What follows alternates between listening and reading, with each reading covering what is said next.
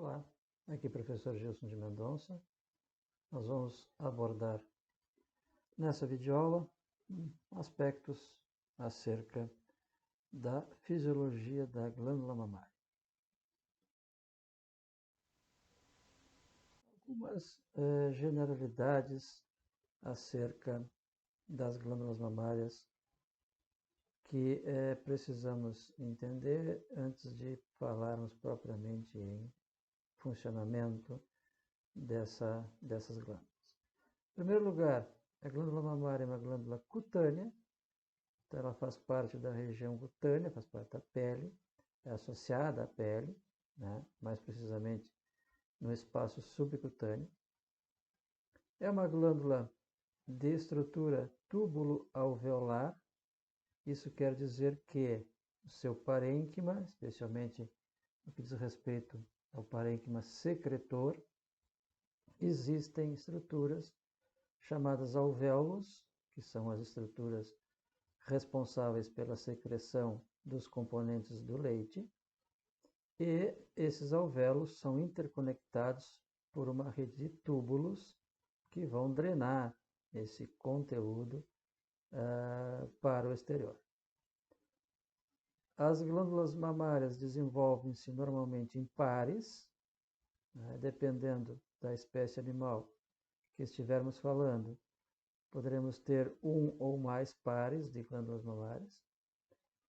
Nas espécies bovinas, ovinos, caprinos e equinos, mais precisamente nas fêmeas, obviamente, dessas espécies, nas vacas, nas ovelhas, nas cabras, nas éguas, as glândulas se localizam, se estruturam de maneira justaposta, ou seja, elas se organizam se agrupam formando uma única estrutura. Elas não são separadas, elas não são individualizadas, elas são agrupadas numa única estrutura. Nesse caso, em função dessa organização, dessa justaposição, as glândulas mamárias nessas espécies são conhecidas, denominadas, ditas úberes. Então, as vacas, as ovelhas, as cabras e as éguas são as fêmeas, obviamente, né, domésticas, né, das espécies domésticas, e de interesse zootécnico e médico-veterinário, que apresentam úbere. Essas espécies, corretamente, pode-se dizer que têm úberes em função da justaposição das glândulas mamárias. Em outras espécies, pode não ser exatamente assim. É o caso, por exemplo, dos felinos e dos caninos, e dos suínos também, em que as glândulas mamárias se dispõem como linhas, uma linha de cada lado da linha ventral média. Então, elas são separadas pela linha ventral média.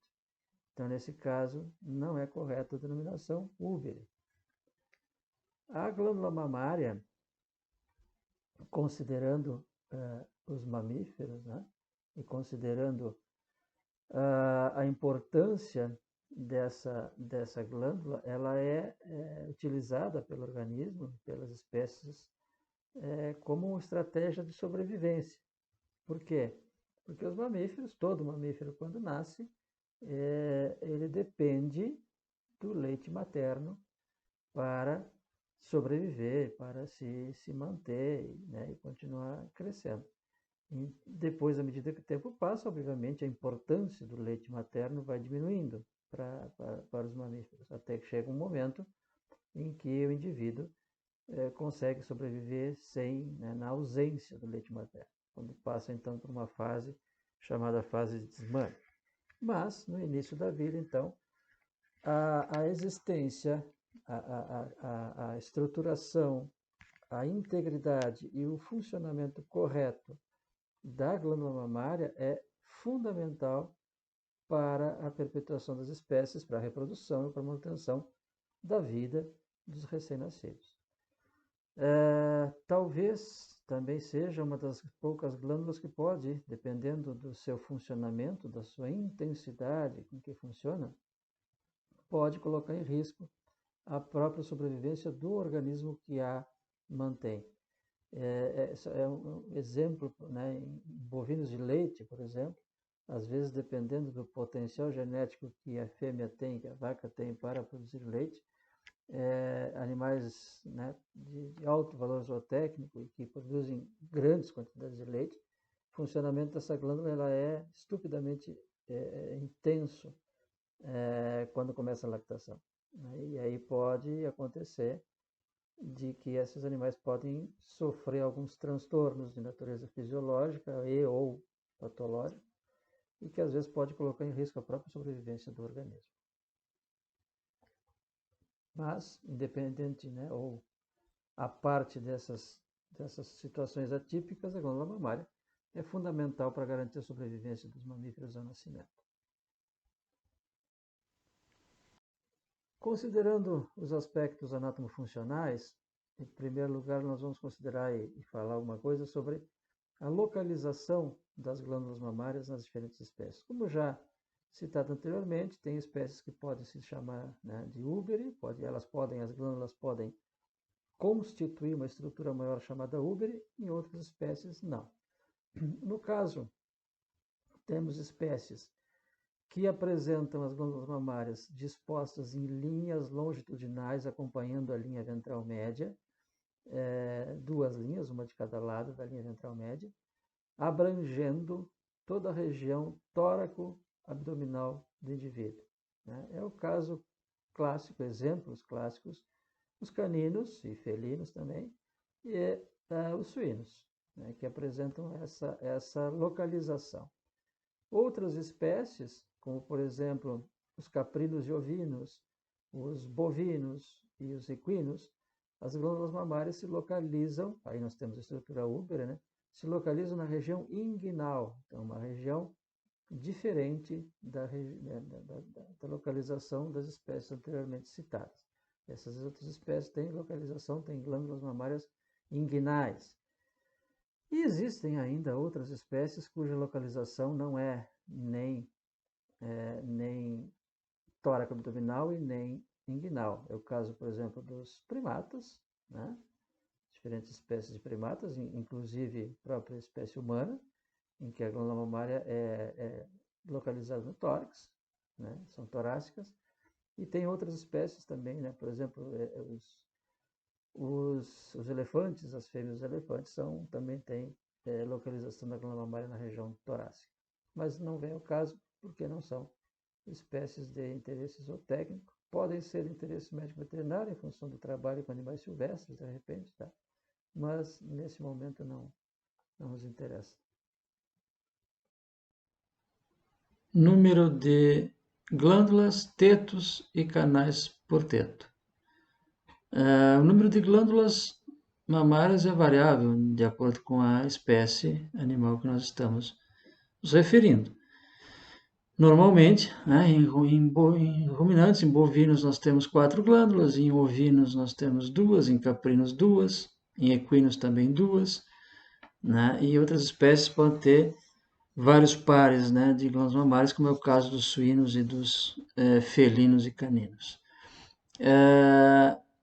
As glândulas mamárias são, então, separadas, são organizadas, de forma que nós temos uma glândula mamária e cada glândula mamária ela é drenada por uma estrutura chamada teto, né? Então, há naturalmente um teto para cada glândula mamária.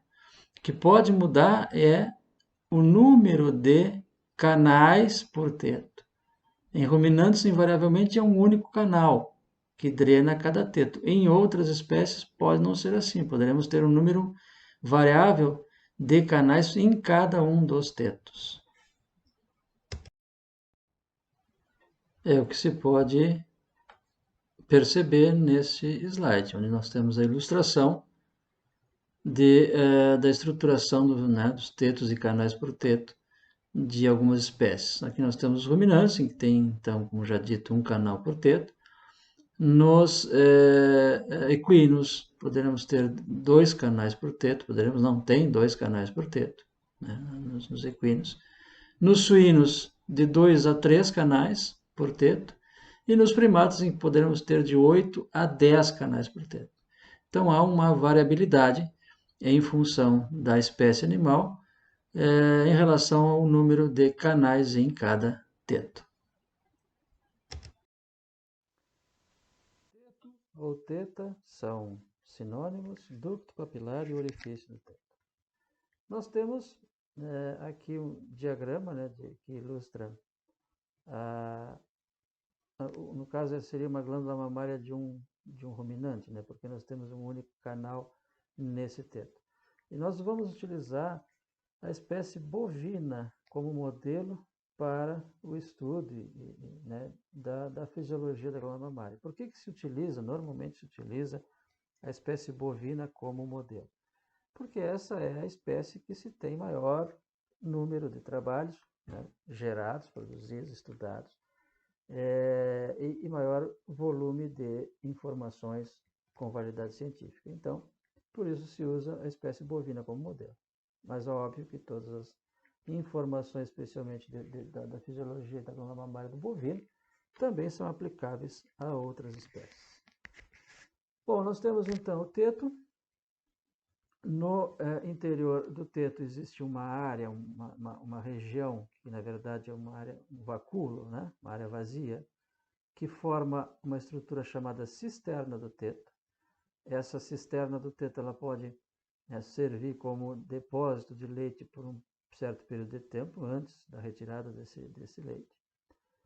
Depois nós temos o canal, que drena essa cisterna e obviamente drena o teto. Esse canal recebe o nome de ducto papilar, e o ducto papilar desemboca, então, termina no orifício do teto. Bom, o detalhe é que essa região do ducto papilar e orifício do teto, existe nessa região células musculares, musculatura estriada, que promove o fechamento do ducto quando não estiver acontecendo a retirada do leite, seja pela mamada ou seja pela ordenha. Então, o ducto papilar ele normalmente permanece fechado, o que obstrui o canal do teto e obstrui a cisterna. A saída da cisterna é o orifício do teto. Quando for necessária a retirada do leite, esse músculo precisa relaxar, o ducto papilar então abre e aí é possível o leite ser removido, retirado. Depois, novamente, deverá acontecer o fechamento do ducto papilar, a oclusão do canal, não somente para que o leite não saia mais, mas sim para evitar, impedir a entrada nesse teto e, consequentemente, nesta glândula mamária, de contaminantes externos. Se o canal do teto e o ducto papilar ficarem abertos, é possível, via ascendente, o ingresso de elementos estranhos, de patógenos, de bactérias, de micro-organismos que podem causar alterações nessa glândula mamária. Então, é necessário, é fundamental, que o ducto papilar e o orifício do teto fechem depois da retirada do leite. Isso fisiologicamente acontece, normalmente acontece, se pode, existem alguns procedimentos que podem auxiliar nesse fechamento, especialmente animais explorados para a ordenha. A aplicação de determinadas substâncias após a ordenha também ajuda, facilita no fechamento desse ducto e do orifício do teto. As cisternas. Nós temos, na verdade, duas cisternas em cada glândula mamária. Temos a cisterna do teto, como já foi citado anteriormente, no slide anterior, e temos a cisterna da glândula, as cisternas glandulares, que também são regiões existentes no parênquima glandular, que são áreas, espaços vazios, para os quais o leite que está sendo ou estará sendo produzido nos alvéolos mamários vai sendo gradativamente drenado e vai sendo acumulado nessas cisternas. Então, nós temos, na verdade, duas cisternas, a cisterna do teto e a cisterna da glândula. Na cisterna da glândula é onde acontece a abertura, ou onde desembocam os ductos, os grandes ductos de leite, que são os grandes ductos que vão drenar ductos menores, que por sua vez vão drenar os alvéolos. A cisterna da glândula se comunica com a cisterna do teto, né? Então são duas áreas, duas regiões que funcionam aí como reservatórios temporários do leite que vai sendo produzido em cada glândula. Tetos supranumerários. Como citado anteriormente, é normal, né, que exista para cada glândula mamária um teto que faz a drenagem dessa glândula.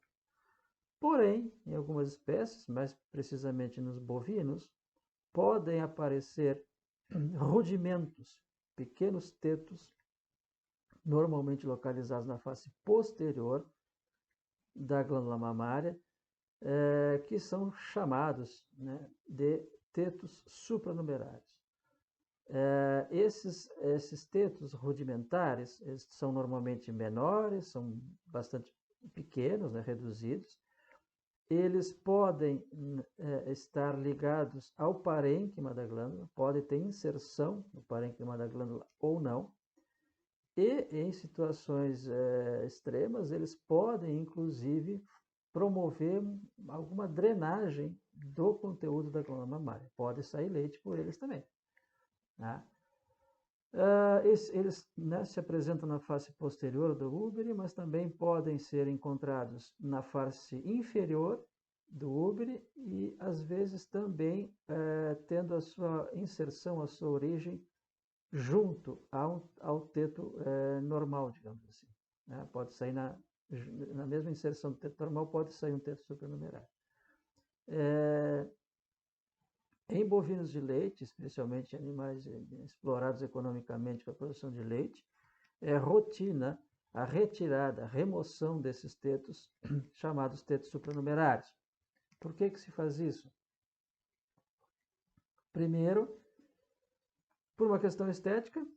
Segundo, porque se esses tetos supranumerários tiverem inserção no parênquima da glândula, é óbvio que durante o processo de ordenha, especialmente a ordenha mecânica, esses tetos não vão ser ordenhados, né? Nem tem como acoplar os equipamentos de ordenha nesses tetos rudimentares.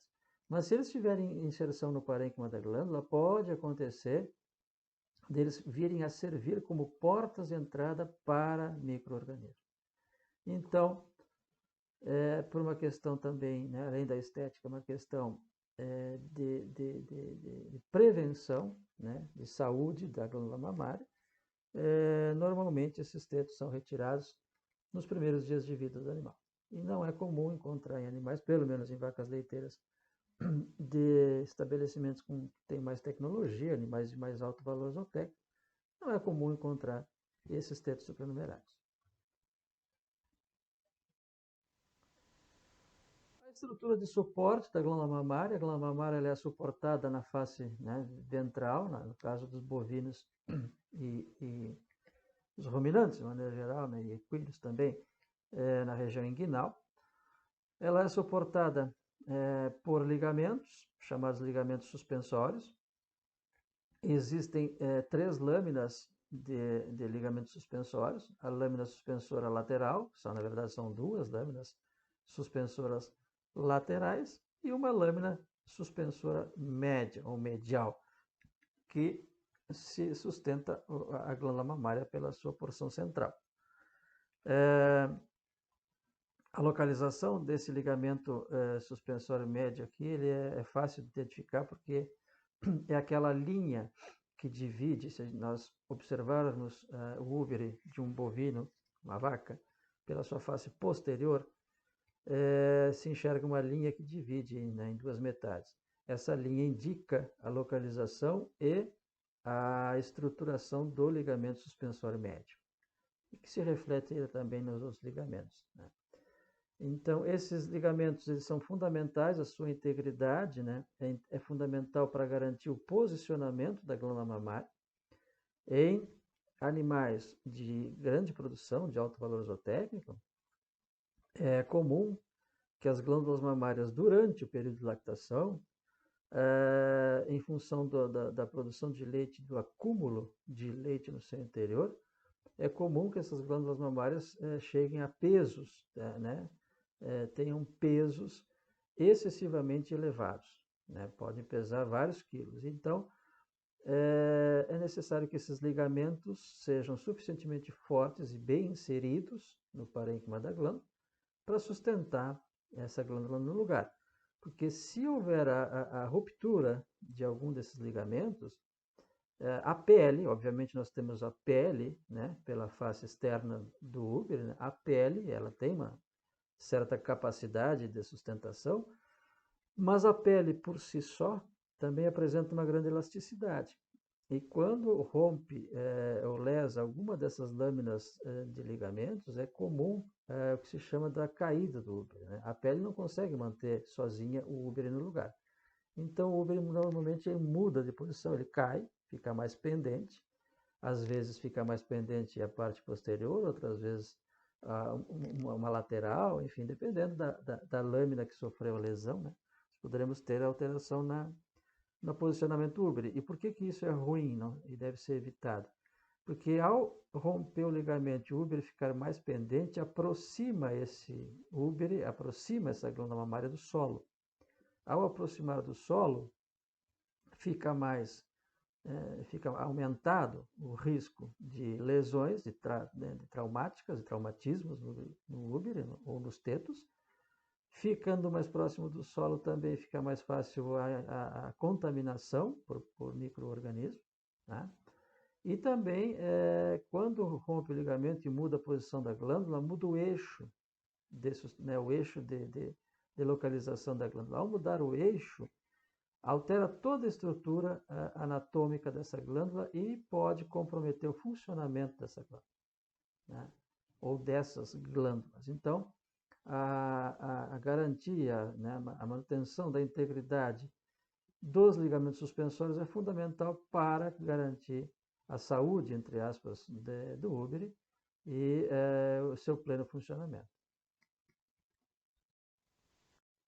A glândula mamária, no caso dos ruminantes, né, que tem úberes, né, e no caso dos equinos também,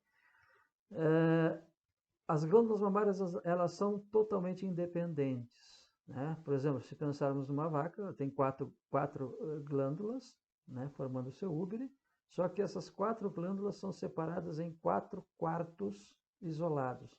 Elas são completamente isoladas.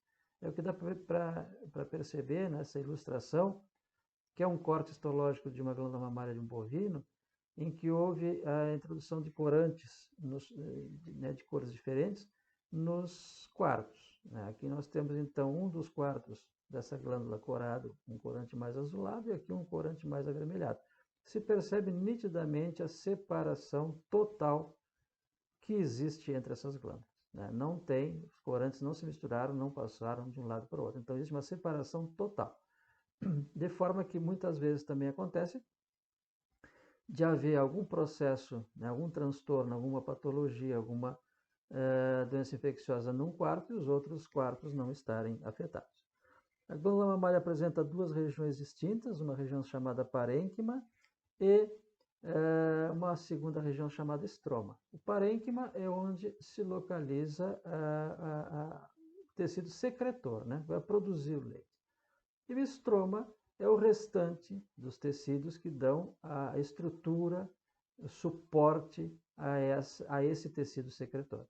E aí, então, nós temos que contabilizar, né, toda a rede de vasos sanguíneos, vasos linfáticos, irrigação nervosa, existe tecido conjuntivo, existe tecido elástico, existem células adiposas, existe gordura na glândula mamária também, né? Então, tudo que não for relacionado diretamente com a produção do leite, ou seja, não for alvéolo mamário ou sistema de túbulo, né, de ductos, faz parte do estroma. e os alvéolos dos ductos fazem parte da região chamada parênquima. O sistema secretor da glândula mamária é ilustrado nesse desenho. Então, nós temos os alvéolos que se organizam, né? Os alvéolos mamários que se organizam formando aglomerados, como se fossem os famosos cachos de uva, aí muito parecida, né, com aquela estruturação dos alvéolos do sistema respiratório. Esses alvéolos, cada alvéolo recebe, é conectado através de um ducto, né? Esses ductos drenam os alvéolos para ductos cada vez maiores, até chegar aos grandes ductos de leite que desembocam na cisterna da glândula. Os alvéolos mamários são formados, né, tem uma parede formada por células alveolares, células epiteliais alveolares, é uma única camada de células, e essas células são as células que vão ser responsáveis pela síntese e a secreção dos componentes do leite. Na face externa dos alvéolos, né, nós temos uma grande rede de vasos sanguíneos, os capilares, né? Temos arteríolas que chegam e se ramificam formando os capilares sanguíneos, depois esses capilares vão se unir de novo formando vênulas até chegar nas veias que vão drenar o sangue de volta da glândula. Mas a irrigação sanguínea é bastante intensa, bastante densa, né? Capilaridade bastante densa, porque o aporte de sangue, o volume de sangue necessário para o funcionamento da glândula mamária e para a produção de leite é muito grande.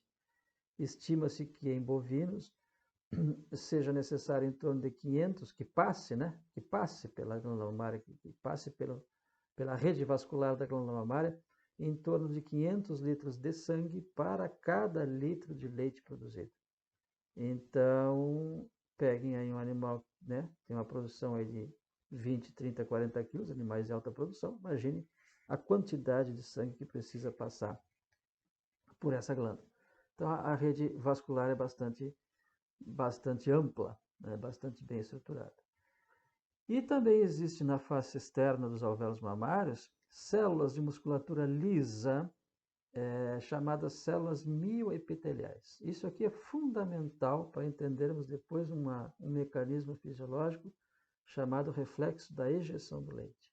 São essas células mioepiteliais que se contraem quando o alvéolo estiver cheio, né? O leite vai sendo produzido, vai sendo acumulado na luz do alvéolo, dentro do alvéolo, e depois, para que o leite que está acumulado na luz do alvéolo possa ser removido, essas células mioepiteliais têm que se contrair, né, e comprimir esse alvéolo para que o leite possa ser ejetado. Falaremos um pouquinho melhor disso na sequência. Aqui mais uma vez um desenho parecido para demonstrar a rede vascular, né? as arteríolas e vênulas, as células mioepiteliais no exterior, na face externa, aqui o alvéolo, o lúmen, né? Espaço vazio, as células epiteliais alveolares que vão secretar os componentes do leite e os ductos que vão drenar esse leite que vai sendo produzido e depositado na luz do alvéolo. O epitélio alveolar, as células epiteliais alveolares são células epiteliais, né, normais, comuns, como qualquer outra. São células que sintetizam, então, os componentes do leite. Tem todos as suas organelas, tem núcleo, tem retículo endoplasmático rugoso, mitocôndrias e por aí vai, né? Essas células estão, né, ancoradas na membrana basal e entre a membrana basal e a célula epitelial existem aí entremeadas, como já citado anteriormente, as células mioepiteliais, que são células de musculatura lisa que podem se contrair quando necessário. Todo esse conjunto aqui vai ter na sua vizinhança os capilares sanguíneos, aqui está ilustrada a parede de um capilar sanguíneo, os capilares sanguíneos que vão chegar, né, trazendo sangue e os nutrientes necessários para que essas células possam produzir os componentes do leite. O sistema coletor, nós temos então o sistema, né, de alvéolos, que é o sistema produtor, depois nós temos o sistema coletor. Os alvéolos, eles se organizam formando lóbulos, né? Esses lóbulos, cada alvéolo tem o seu ducto, né? e depois esses ductos se juntam para formar o ducto intralobular, ou seja, cada lóbulo tem um conjunto de alvéolos que é drenado por um único ducto. Os lóbulos, por sua vez, se estruturam, se organizam formando lobos. E esses ductos intralobulares vão dar origem aos ductos intralobares, tá? Que vão drenar lobos vizinhos. Os ductos intralobares vão se juntar formando os ductos interlobares, que é entre vários lobos, perdão, até chegar nos grandes ductos de leite que desembocam na cisterna, primeiro na cisterna da glândula, depois a cisterna da glândula se comunicando com a cisterna do teto e finalmente o ducto papilar, né, e o orifício ou ósteo da papila, o ducto que vai drenar esse teto e essa glândula. A cisterna da glândula e a cisterna do teto também são conhecidos pelo nome genérico de seios lactíferos, que é onde se acumula uma grande parte do leite que vai sendo produzido pela glândula. Essa é a estruturação do sistema coletor, então vários ductos que vão se interconectando, né, drenando os lóbulos e depois os lobos e finalmente chegando nas cisternas. Crescimento da mama, diferenciação e lactação. Todo o processo de síntese e ejeção do leite recebe o nome de lactação. Então, quando se fala em lactação, está se falando não só da produção dos componentes do leite, mas também do fenômeno fisiológico da ejeção do leite, porque não adianta produzir, sintetizar se não tiver ejeção. Dentro do processo de lactação, nós temos 3 fases distintas: a mamogênese, a lactogênese e a galactopoese.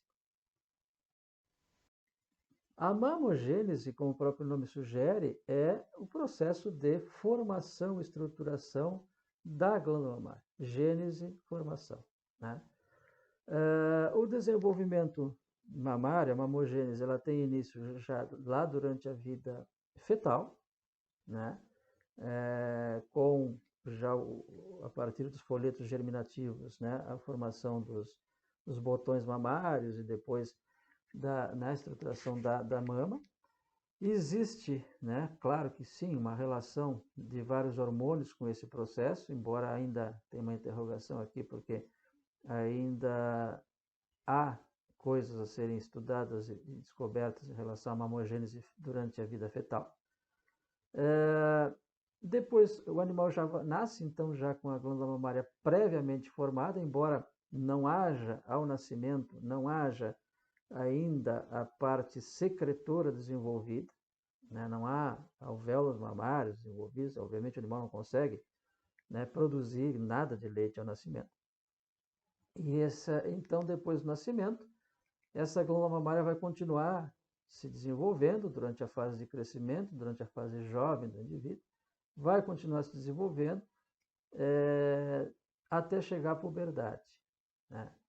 A fase de desenvolvimento mamário, desde o momento do nascimento até a puberdade, esse desenvolvimento ele é classificado como isométrico. O que significa isso? Iso é igual, né? É o mesmo.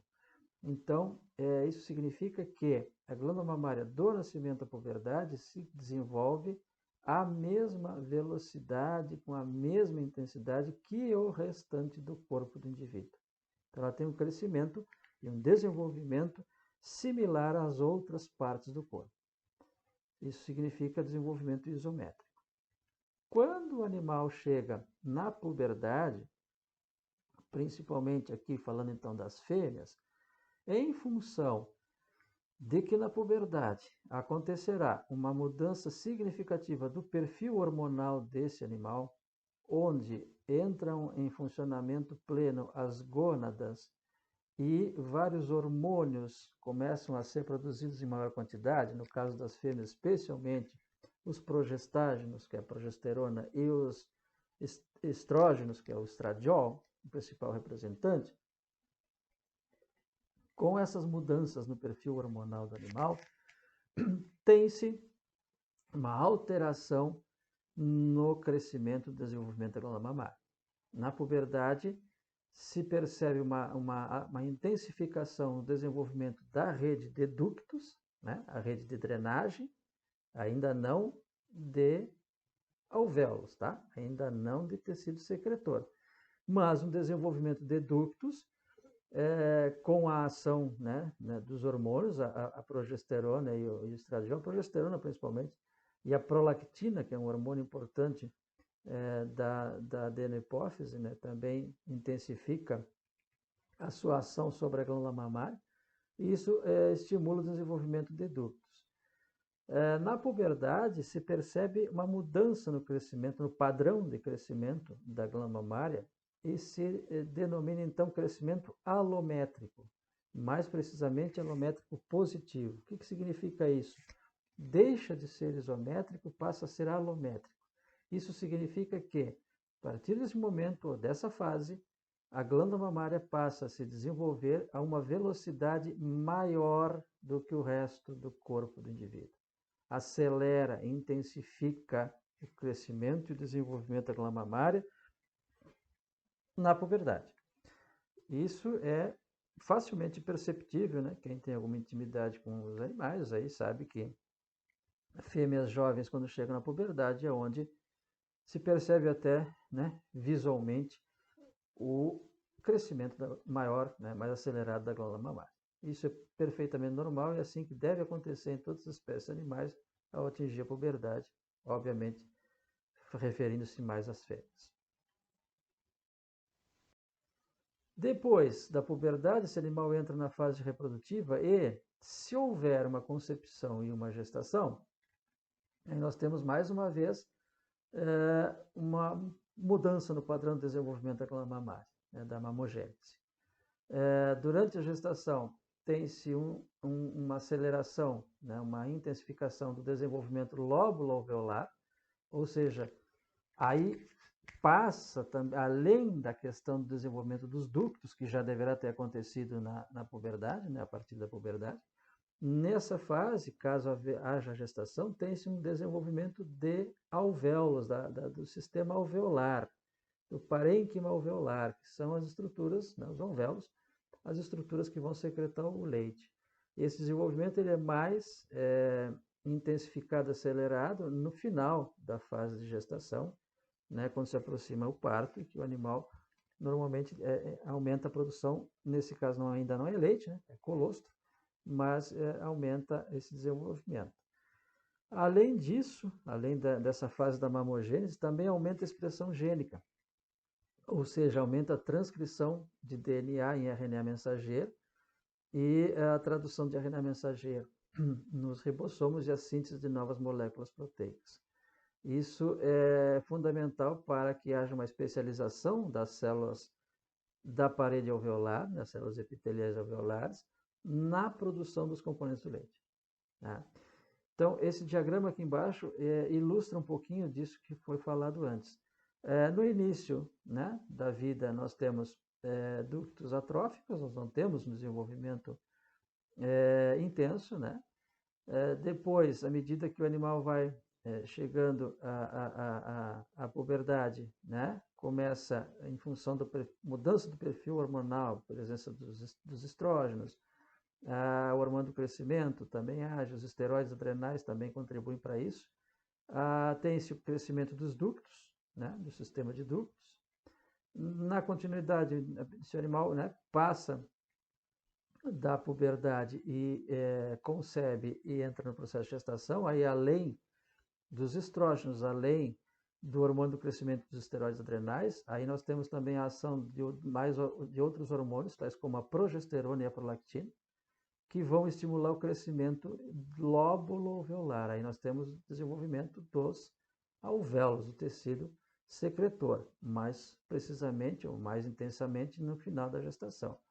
E aí, depois do parto, sob a ação da prolactina e dos esteroides adrenais, há uma manutenção desse tecido, né, secretor, e a secreção do leite tende a se intensificar, mesmo depois do parto, né, depois do nascimento.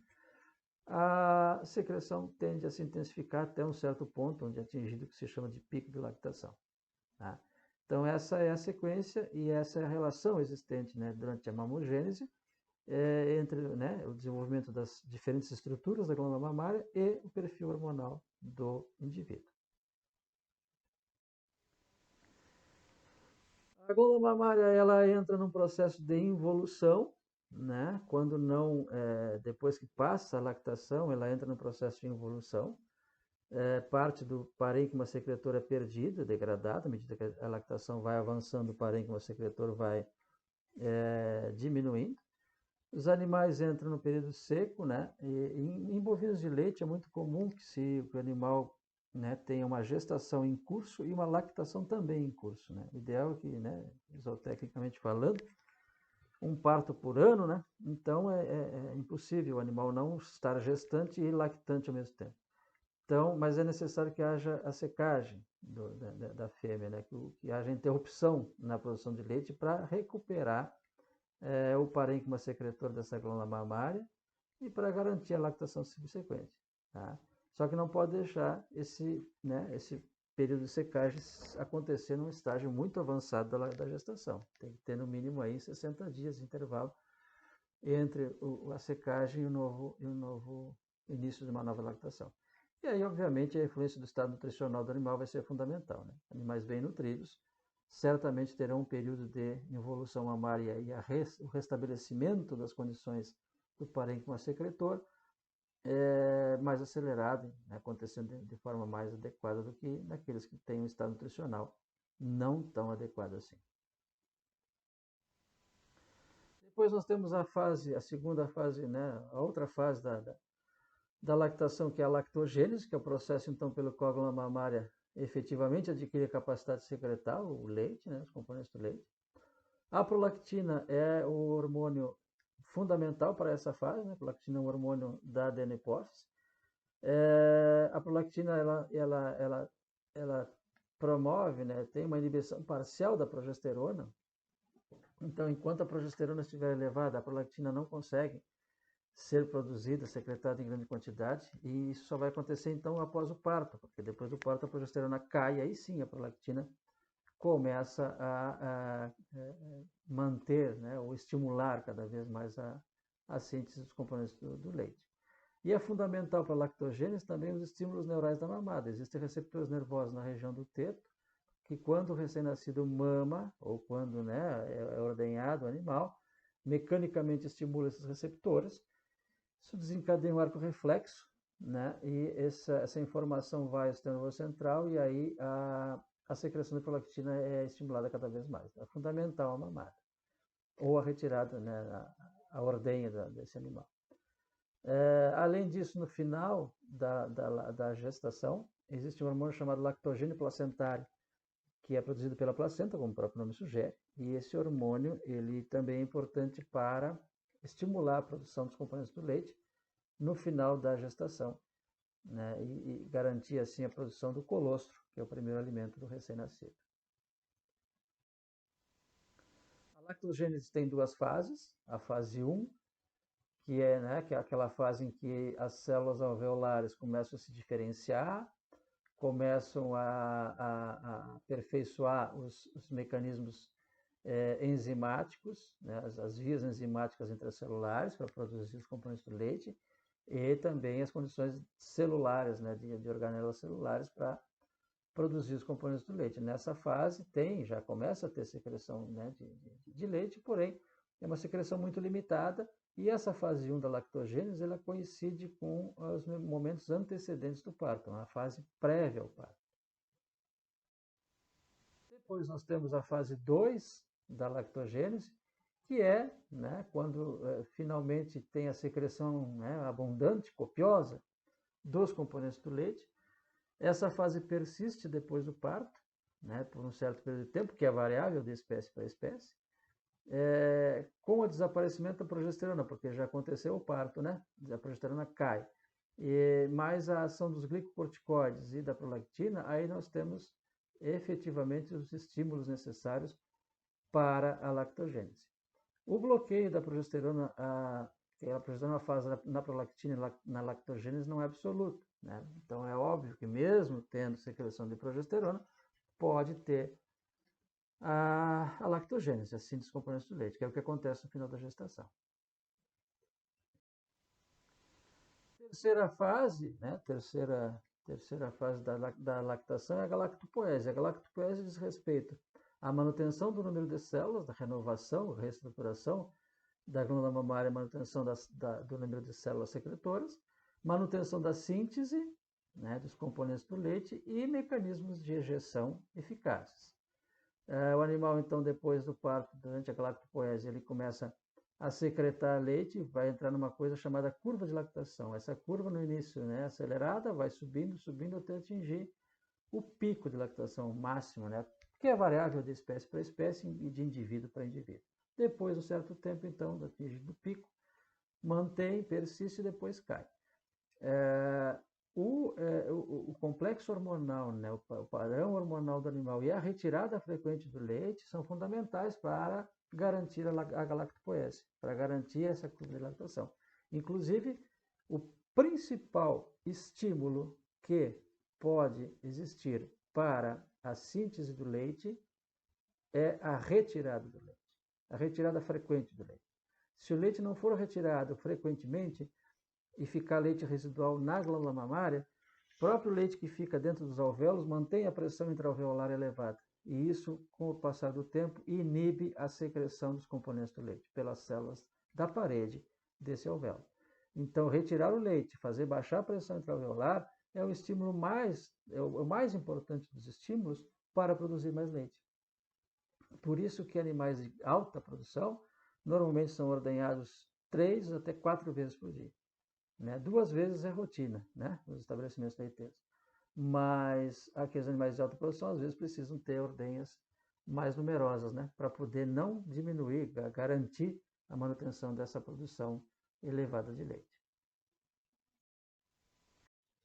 Os componentes do leite são, né, entre outros, a gordura, proteína e lactose, são sintetizados na glândula mamária. Esses 3 são produzidos na glândula mamária. Os demais componentes do leite, os minerais, as vitaminas, as imunoglobulinas e a água também, eles são derivados diretamente do sangue. Tá? Então, eles não são sintetizados na glândula, eles passam direto da corrente circulatória para o leite. Né? Os outros 3 anteriores, sim, são sintetizados na glândula. A gordura do leite é uma mistura de triglicerídeos, né? Basicamente, nós temos ácidos graxos, glicerol e os outros intermediários são aportados, né, na glândula mamária e são sintetizados no citosol. Os triglicerídeos, uma vez sintetizados, né, pela célula alveolar da glândula mamária, são conduzidos ao retículo endoplasmático, onde vão sofrer, né, a lapidação final da molécula. O leite, a gordura do leite, ela vai sendo sintetizada e vai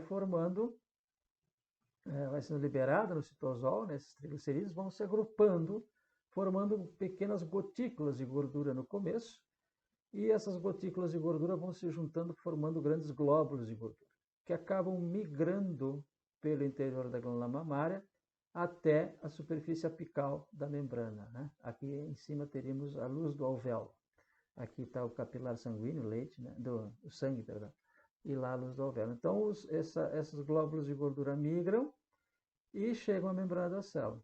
Quando esse glóbulo de gordura chega na face apical da membrana, ele precisa romper a membrana para cair na luz do alvéolo e finalmente fazer parte do leite.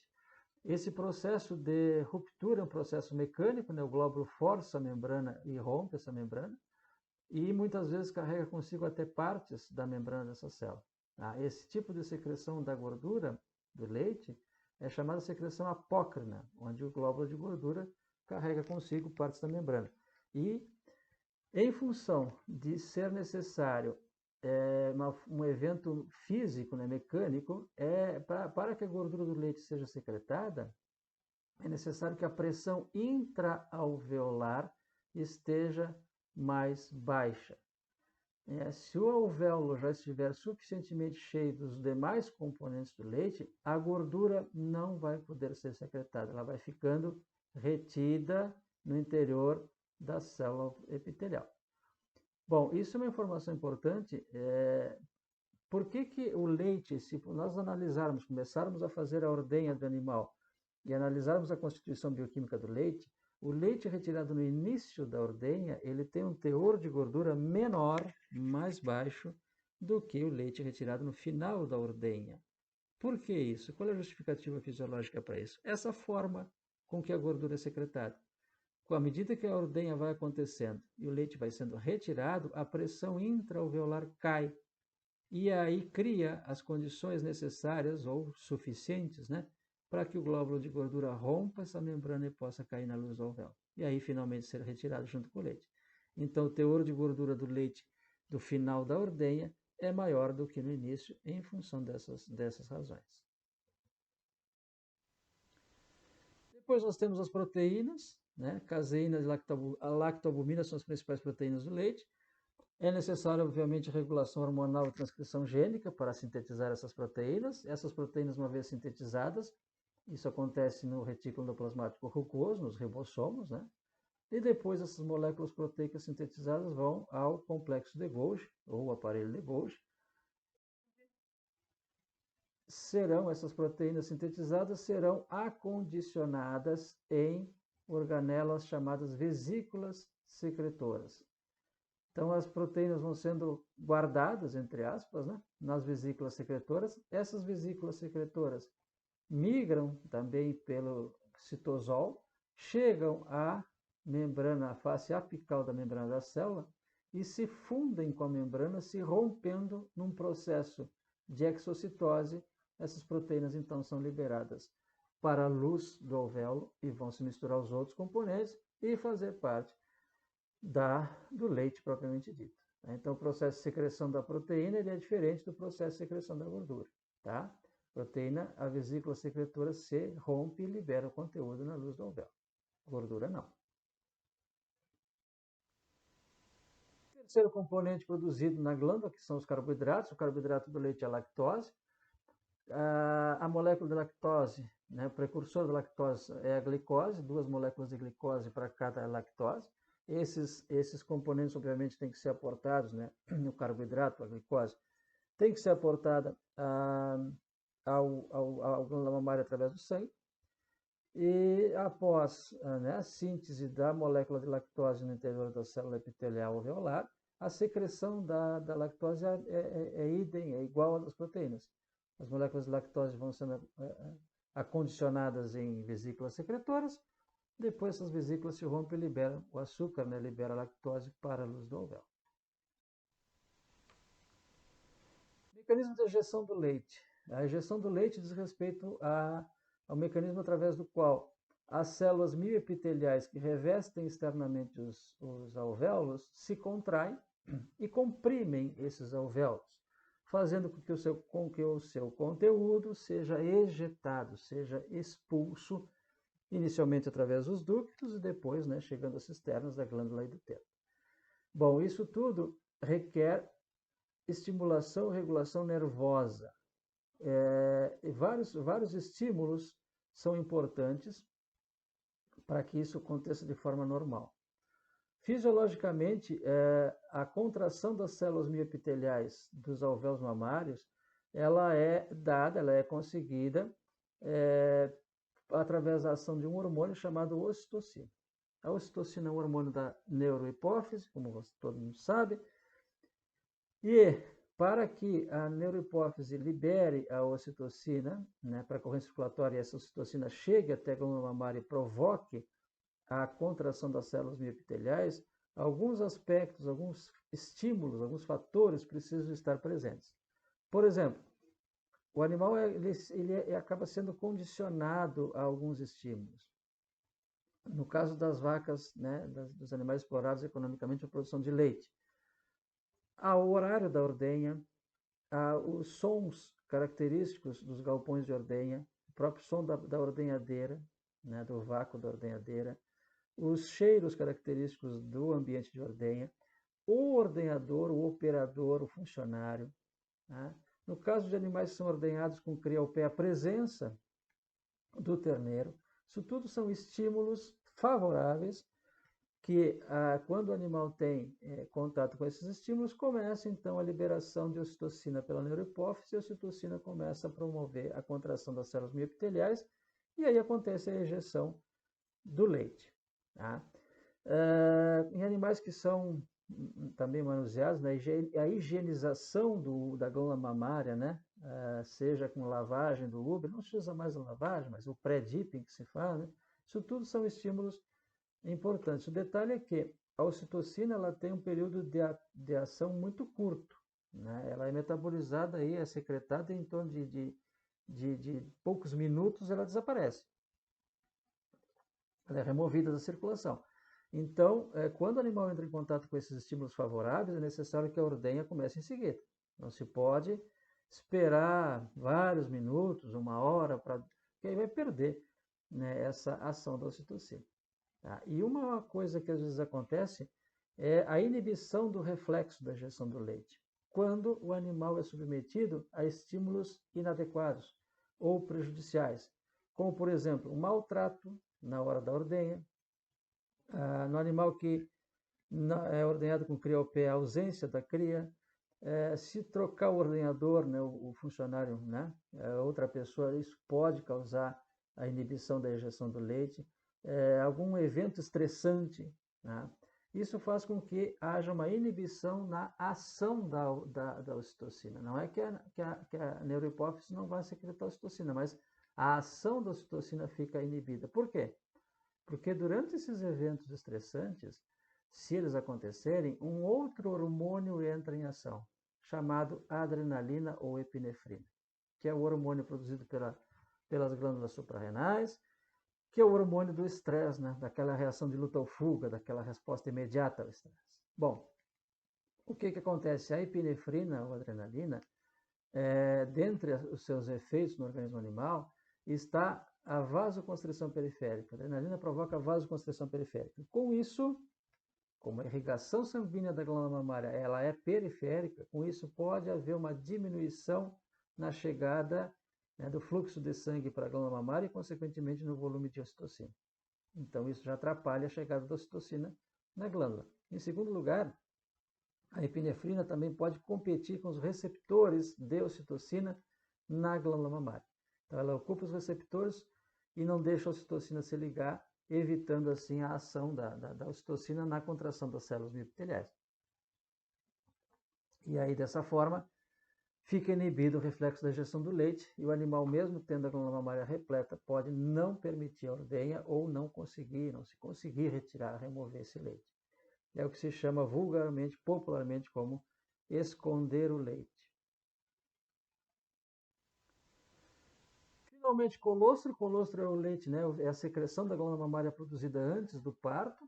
É fundamental para o recém-nascido, para o neonato. Em algumas espécies, como terneiros, como bovinos, né, e leitões, ao nascer, colostro é uma fonte de vitamina A fundamental, porque esses animais têm deficiência de vitamina A ao nascimento.